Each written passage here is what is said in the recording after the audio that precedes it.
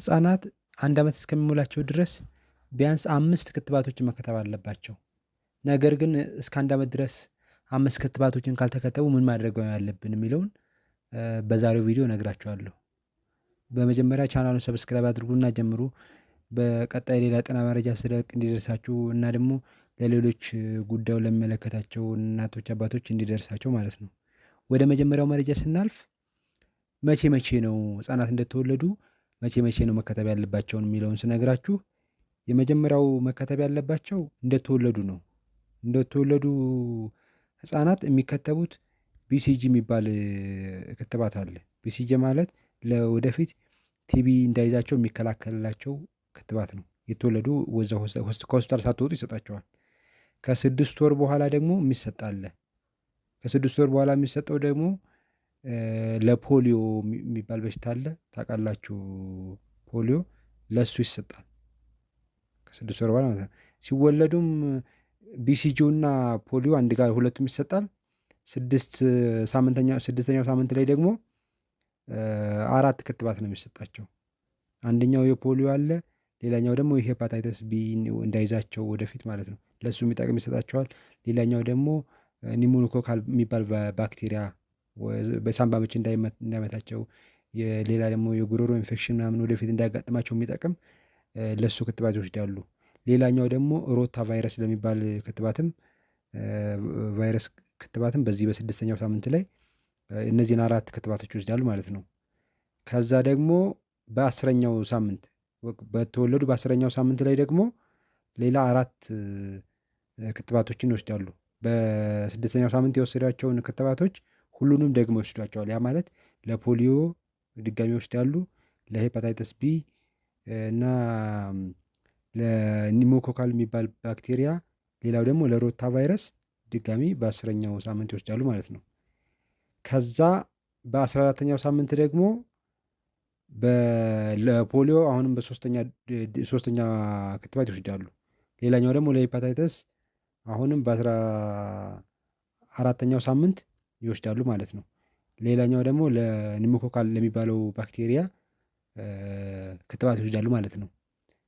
እነዚህ እስከ 14ኛው ሳምንት የሚወስዱት ክትባቶች ናቸው። ይሄ በኖርማል ሲሆን ማለት ነው። ከዛ ከ9 ወር በኋላ ደግሞ በ9ኛው ወራቸው አንድ ክትባት ነው የሚወስዱት ለሚዝል ለሚባል በሽታ። ሚዝል ብዙዎቻችሁ ታውቃላችሁ፣ በጣም አስከፊ በሽታ ነው። እስከ 9ኛው ወር ከእናታቸው የሚወስዱት በሽታን የመከላከል አቅም የሚጠቅማቸው አለ። እሱ ይከላከልላቸዋል እስከ 9ኛው ወር ድረስ ማለት ነው። ከ9ኛው ወር ጀምሮ ግን ሚዝል ክትባት መሰጠት አለበት። ከዛ በኋላ ከእናታቸው የተቀበሉት ሚዝልን የመከላከል አቅማቸው ስለሚቀንስ ማለት ነው። ስለዚህ 9ኛው ወር ላይ የሚዝል ክትባት ይከተባሉ ማለት ነው እነዚህ። ስለዚህ ከ1 ዓመት በፊት ሲወለዱ አንዴ፣ ከዛ በ6ኛው፣ ከዛ በ10ኛው፣ ከዛ በ14 ከዛ በ9ኛው ወር ኖርማሊ መከተብ አለባቸው ማለት ነው። ይሄ ለሁሉም ህፃናት የሚመከር ነው ማለት ነው። ነገር ግን አሁን በተለያየ ምክንያት አሁን ወደ ሁለተኛው መረጃ ነው የምናልፈው። በተለያየ ምክንያት አሁን በዚህ በተባለው ጊዜ ላያስከትቡ ይችላሉ እናቶች። ለምሳሌ አሁን ከክፍለ ሀገር የሚመጡ ከሆነ መንገድ ተቋርጦባቸው ሊሆን ይችላል። አሁን እንደምታውቁት ጦርነት ስለሆነ በየቦታው፣ ወይ ደግሞ ትራንስፖርት አጥተው ሊሆን ይችላል። በተለያየ ምክንያት ወይም ሰው ሞቶባቸው በተለያየ ምክንያት ኖርማሊ በዚህ አሁን በነገርኳችሁ መሰረት ነው መከተብ ያለበት። ነገር ግን በተለያየ ምክንያት አሁን በተባለው መሰረት አንዱን ወይም ደግሞ ሁለቱን ወይም ደግሞ ሙሉን ባይከተብ ህፃን ምንድን ነው ማድረግ ያለብን የሚለውን ነው የምነግራችሁ። ከዛ በኋላ በማንኛውም ሰዓት በተለይ 5 ዓመት እስከሚሞላቸው ድረስ ሆስፒታል አምጥተን ክትባቱን ማስጀመር እንችላለን። ይሄ ካቻፕ ቫክሲኔሽን ይባላል።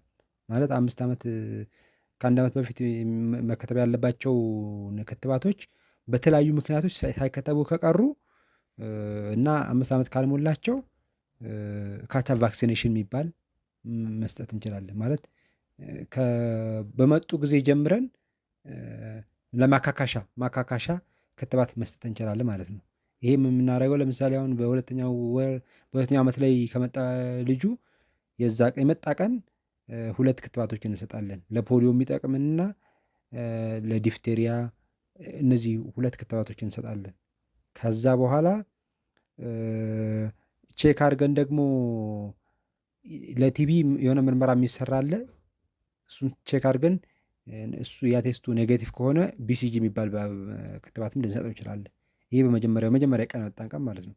ከዛ ከአንድ ወር በኋላ ደግሞ ድጋሚ ይመጣል። ከአንድ ወር በኋላ ሲመጣ በመጀመሪያው የመጣ ቀን የተሰጡትን ክትባቶች ለፖሊዮ እና ለዲፍቴሪያ ለሚባል ባክቴሪያዎች የሰጠነውን ክትባት ደግመን አሁንም እንሰጠዋለን ማለት ነው። ከዛ አሁን ከሁለተኛው ከመጣ በኋላ አሁንም ከአንድ ወር በኋላ ድጋሚ እናመጣዋለን ሕፃኑ ማለት ነው። አሁንም ሁለቱን በመጀመሪያውና በሁለተኛው ክትትላችን የወሰዳቸውን ደግመን እንሰጣለን። ነገር ግን በተጨማሪ በሶስተኛው ክትትላችን ስንመጣ ሚዝልም እንጨምርለታለን። በዚህ ሚዝል እንጨምርለታለን። ኦልሬዲ በሚዝል ካልታመመ ማለት ነው። ከታመመ መስጠት አያስፈልግም። ካልታመመ እስከዛ እስከሚመጣበት ቀን ድረስ ሚዝልም እንጨምርለታለን። ከዛ በአራተኛው ክትትላቸው የሚሆነው ከአንድ ዓመት በኋላ ነው። ከአንድ ዓመት በኋላ ሲመጡ አሁን በመጀመሪያው በሁለተኛው እና በሶስተኛው የሰጠነውን የፖሊዮ እና የዲፍቴሪያ ክትባቶችን ደግመን እንሰጣለን ማለት ነው። እንደዚህ አድርገን በሆነ ምክንያት ክትባታቸው መውሰድ ያቋረጡ ሊሆን ይችላሉ፣ ወይ ደግሞ ሙሉ በሙሉ ያልወሰዱ ህፃናትን ካቻፕ የሚባል ቫክሲኔሽን ወይም ደግሞ ማካካሻ የሚባል ክትባት እንዲወስዱና ወደፊት በበሽታ የመቀላቀል አቅማቸውን እንዲያሳድጉ ወይም በበሽታ በቀላሉ እንዳይጠቁ ማድረግ እንችላለን ማለት ነው። ለዛሬ ያመጣሁላችሁ ቪዲዮ ይህን መስል ነበር። ቻናሉ ሰብስክራይብ አድርጉት። ለእናንተም ወደፊት ጤና መረጃ ስለቅ ይደርሳችኋል። ሌሎቹም ደግሞ ለብዙ ተደራሽ እንዲሆን ማለት ነው።